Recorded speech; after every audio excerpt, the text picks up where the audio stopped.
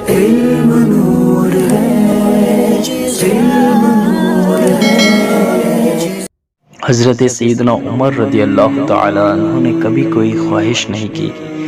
ایک دن مچھلی کھانے کو دل چاہا تو اپنے غلام یرکا سے اظہار فرمایا۔ یرکا آپ کا بڑا وفادار غلام تھا۔ ایک دن آپ نے فرمایا، یرکا آج مچھلی کھانے کو دل کرتا ہے، لیکن مسئلہ یہ ہے 8 میل دور جانا پڑے گا دریا کے پاس مچھلی لینے، اور 8 میل واپس آنا پڑے گا مچھلی لے کر۔ پھر آپ نے فرمایا، رہنے دو، کھاتے ہی نہیں۔ ایک چھوٹی سی خواہش کے لیے اپنے آپ کو اتنی مشقت میں ڈالنا اچھا نہیں لگتا کہ 8 میل جانا اور 8 میل واپس آنا صرف میری مچھلی کے لیے۔ چھوڑو یرکا، اگر قریب سے ملتی تو اور بات تھی۔ غلام کہتا ہے، میں نے کئی سالوں سے آپ کا خادم تھا۔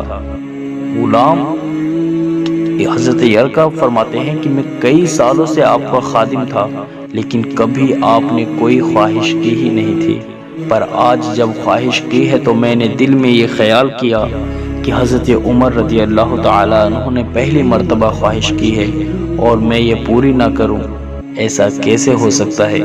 غلام کہتے ہیں، حضرت عمر رضی اللہ تعالی عنہ ظہر کی نماز پڑھنے گئے تو مجھے معلوم تھا ان کے پاس کچھ مہمان آئے ہوئے ہیں، اس وجہ سے آپ کی عصر کی نماز بھی وہیں ہو جائے گی۔ غلام کہتا ہے کہ میں نے حضرت عمر رضی اللہ تعالی عنہ کے پیچھے نماز ظہر ادا کی اور 2 رکعت سنت نماز پڑھ کر گھوڑے پر بیٹھا۔ عربی نسل کا تیز رفتار گھوڑا تھا۔ میں دریا پہنچ گیا۔ اس عربی نسل گھوڑے کے لیے 8 میل کا سفر زیادہ بڑی بات نہ تھی۔ وہاں پہنچ کر میں نے ایک ٹوکری مچھلی خریدا اور حضرت عمر رضی اللہ تعالی عنہ کی عصر کی نماز ہونے سے پہلے میں واپس بھی آ گیا، اور گھوڑے کو میں نے ٹھنڈی چھاؤں میں باندھ دیا تاکہ اس کا جو پسینہ آیا ہوا ہے وہ خشک ہو جائے اور کہیں حضرت عمر رضی اللہ تعالی عنہ دیکھ نہ لے۔ غلام کہتا ہے کہ گھوڑے کا پسینہ تو خشک ہو گیا، پر پسینے کی وجہ سے گرد و غبار گھوڑے پر جم گیا تھا، جو واضح طور پر نظر آ رہا تھا کہ گھوڑا کہیں سفر سے آیا ہے۔ پھر میں نے سوچا کہ حضرت عمر رضی اللہ تعالی عنہ دیکھ نہ لے، جلدی سے گھوڑے کو کنویں پر لے گیا اور اسے جلدی سے غسل کرایا اور اسے لا کر چھاؤں میں باندھ دیا۔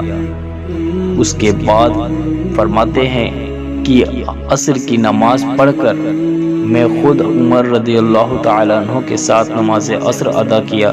جب نماز عصر کے بعد آپ رضی اللہ تعالی عنہ گھر آئیں تو میں نے کہا، حضور اللہ تبارک و تعالی نے آپ کی خواہش پوری کر دی ہے، مچھلی کا بندوبست ہو گیا ہے اور بس تھوڑی دیر میں مچھلی پکا کے پیش کرتا ہوں۔ کہتا ہے، میں نے یہ لفظ کہے تو جناب عمر رضی اللہ تعالی عنہ اٹھے اور گھوڑے کے پاس چلے گئے۔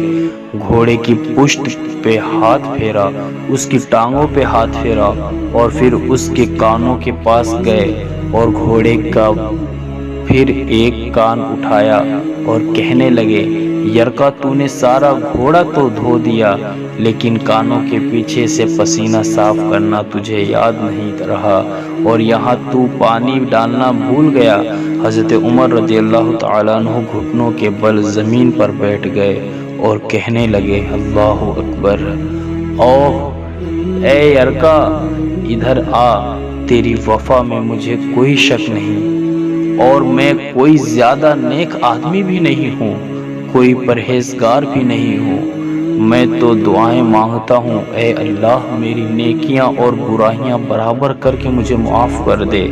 میں نے کوئی زیادہ تقوی اختیار نہیں کیا، اور بات کو جاری رکھتے ہوئے فرمانے لگے، یار یرکا ایک بات تو بتا، اگر یہ گھوڑا قیامت کے دن اللہ کی بارگاہ میں فریاد کرے کہ یا اللہ عمر نے مجھے اپنی ایک خواہش پوری کرنے کے لیے 16 میل کا سفر طے کرایا، اے اللہ میں جانور تھا، بے زبان تھا، 16 میل کا سفر ایک خواہش پوری کرنے کے لیے، تو پھر یرکا تو بتا میرے جیسا وجود کا کمزور آدمی مالک کے حضور گھوڑے کے سوال کا جواب کیسے دے گا؟ حضرت یرکا رضی اللہ تعالیٰ عنہ کہتے ہیں میں نے اپنے باپ کی وفات پر اتنا نہیں رویا تھا جتنا آج رویا۔ میں تڑپ اٹھا، حضور یہ والی سوچ۔ غلام رونے لگا، ایسی زبردست سوچ کہ آج تو لوگ اپنے ملازم کو نیچا دکھا کر اپنے آپ کو افسر ہونا ظاہر کرتے ہیں۔ یا سیدی آپ کی ایسی سوچ، گھوڑے کو تھوڑا چارہ اضافی کھلا دو۔ حضرت عمر رضی اللہ تعالیٰ عنہ فرماتے ہیں حضرت یرقا سے کہ گھوڑے کو تھوڑا چارہ اضافی کھلا دو، جو مچھلی لے کر آئے ہو اسے مدینے کے غریب گھروں میں تقسیم کر دو اور انہیں یہ مچھلی دے کر کہنا کہ تیری بخشش کی بھی دعا کریں اور عمر کی معافی کی بھی دعا کریں۔